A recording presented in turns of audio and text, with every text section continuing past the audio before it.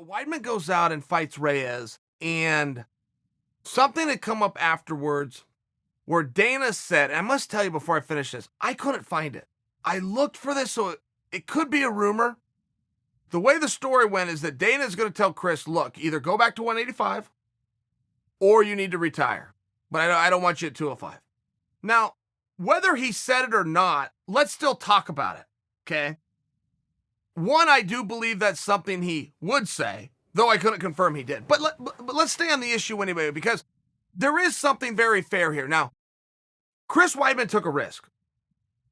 From a marketing standpoint and from a career standpoint, there was really nothing faster to get yourself a fresh coat of paint like changing weight classes. It just creates a whole new conversation. The rankings start over. Your record starts over, 0-0, but still having no losses is very helpful in this space, right? It's not always about how many wins do you have. How many losses this guy got? None. Okay. But then you also have a lot of fun with the matchups, just the discussion of them. Well, how would this go? Well, how would this go? Well, how? All of a sudden, a guy's all of a sudden a real hot flavor of the week. So I like the changing of weights. Here's a little bit of the oxymoron to this. Weidman goes up, takes on Reyes, doesn't go well. Reyes gets crowned number one contender. I don't think that it's totally fair to lose to the number one contender, which means he's amongst the two baddest men alive. You've got the champion and you got the number one contender. Then they got to go figure it out for who the absolute best is. So if you lose to the top contender, I don't think you can have a fight where one guy gets called the number one contender. He's in the finals. He's going to the gold medal match. Oh, by the way, the guy that lost to him, I'm not sure we're going to see him do that anymore. I don't say that from Dana's perspective. That's not what Dana said. Dana said, go ahead and do it. He didn't finish the thought. I interpret it to be, I don't love the power that you're seeing up here. I don't love the level of shots that are going to come to your face. And I think this is a safer weight, and that's where I would like to see you move forward. The message that I was giving about I'm not sure this totally goes hand in hand. Hey, that guy's now the number one contender. He looks so good. He looks so sharp. I think this is the guy that could go get it done against the champ. By the way, I need to talk to you. There's something about that seems not quite equitable. This was in conjunction with, apparently, Joe Lauzon had made a deal ahead of time with Dana that, hey, this is my last fight. And Joe really wanted to fight at Boston, and that was a cool moment, and they worked this all out. But it sounded like it was similar to the arrangement that Dana had made with BJ Penn, where he goes, look, we'll do it your way. I respect you, and if you have an opinion that you can succeed at this, I'll defer to your opinion. Regardless of what I may privately think, I'll defer to your opinion on this. However, this is it. If you win, go out on top. Don't win and then come back and tell me, don't you see, I can do it. Give me a 3-fight. No. You win, you're going out on top. If you lose, no problem. Hope you enjoyed the experience. But either way, this is the final experience. That was the deal. That looks like what happened to Joe. I think that's a beautiful story. I really do, and I hope that Joe agrees with me. It's very hard to leave a sport like this. It's almost impossible to leave it on top. We've really only seen in combat, off the top of my head, Lennox Lewis and George St-Pierre go out on top. And it's a very rare thing.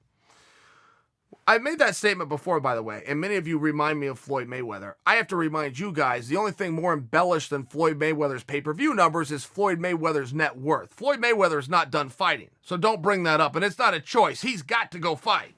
But he doesn't get to be in this conversation because he's not done. So let's say that Joe Lauzon all of a sudden got to go out not only in Boston, not only on a main card, not only in a fight like that, but on top. Very rare, and I hope that Joe can love that. I hope. What's very common for fighters, no, give me that one more. Give me that one more. But what if you go out on your face down and embarrassed? I'd rather have that, but I need one more. That's back to where we're talking about every addict, every gambler. And don't forget this sport, it's seductive, it's a drug, it's a cheer, it's a rush. Fighters will tell you that's what I love about it. It's that rush. I can't get that anywhere else. Every addict has the same problem. One more. They have the same mindset. One more.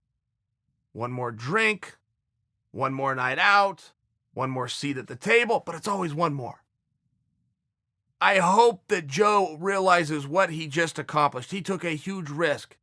He begged for the opportunity. He was respected enough to be given the opportunity, and he won. And if Joe never fights again, which is a very sad thought, by the way, it is a sad thought. Joe Lauzon represents a very meaningful part of the sport, a very meaningful career that he brought so many of us along on. But if he never fights again and he gets to go out on top, oh, and by the way, if you ever talk to Joe Lauzon, he's as smart, he's as fresh as he was 15 years ago. I mean, this guy he's not missing he's in a great spot. Great family, great gym, great community, well respected. It would be one of those very cool stories if he could now. So we got the Weidman story. We got the Joe Lauzon. We then get a Colby Covington, Dana White back and forth. And this one, I must tell you, this one was a little bit less comfortable. Like this just didn't feel right. Let's start at the beginning. Colby, and I don't know what irritated Colby, let me start you off here on second base. I don't know what happened on first, but Colby came out and he was upset with Dana, and he said, something about I'll slap him. And he might have even said, when I win the championship, if he tries to put the belt on me, I'll turn and slap him. Now, that's figurative.